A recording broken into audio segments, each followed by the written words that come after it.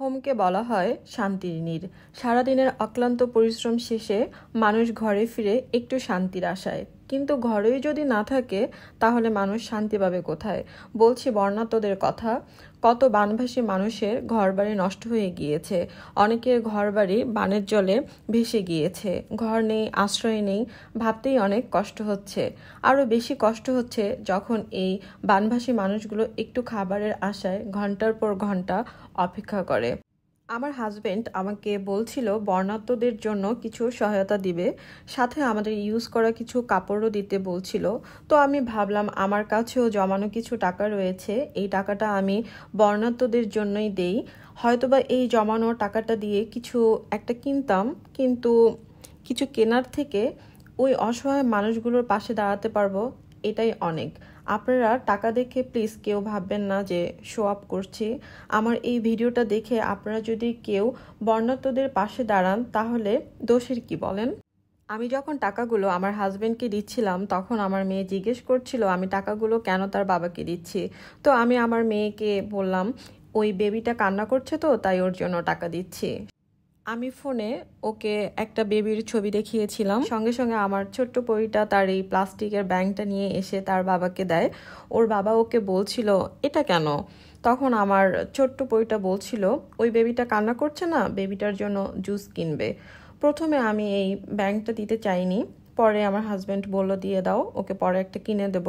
আমার মেয়েকে যে টাকা এবং কয়েনগুলো দেওয়া হতো ও এই ব্যাংকটাতে রাখতো। আমরা ব্যাংক থেকে টাকা বের না করে ব্যাংকটা এই অবস্থায় দিয়ে দেই। কাপড়গুলো প্যাকেট করা ডান, আমার হাজবেন্ডের, আমার মেয়ের এবং আমার নিজেরও কিছু কাপড় দিয়ে দেই।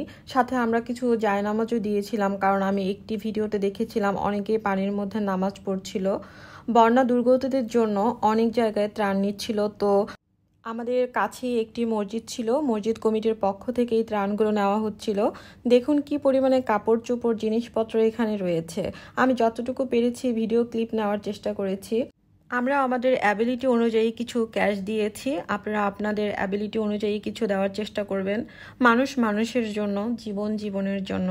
মানুষের বিপদে যদি মানুষ পাশে না দাঁড়ায় তাহলে মনুষ্যত্ব বলে কি থাকবে? কত মানুষ বন্যার পানিতে আর্তনাদ করছে, কত ছোট ছোট মুখগুলো অবাক দৃষ্টিতে তাকিয়ে রয়েছে, কত গর্ভবতী মহিলা অসহায় অবস্থায় রয়েছে। আল্লাহ আমাদের সবাইকে বিপদ থেকে রক্ষা করুন। একবার চিন্তা করুন তো, আমরা যদি এই পরিস্থিতিতে পড়তাম তাহলে কতটা অসহায় লাগতো নিজেকে।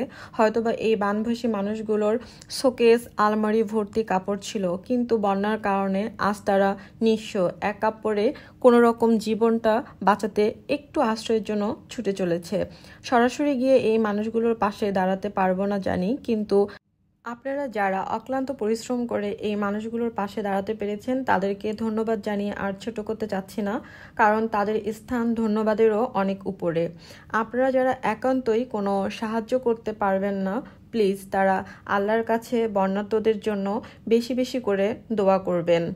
আল্লাহ যেন এই বানভাসী মানুষগুলোকে বিপদ থেকে রক্ষা করে। তো গাইজ, আজ এই পর্যন্তই। টিল দেন সবাই সুস্থ থাকবেন, ভালো থাকবেন, সবাই সবার জন্য দোয়া করবেন।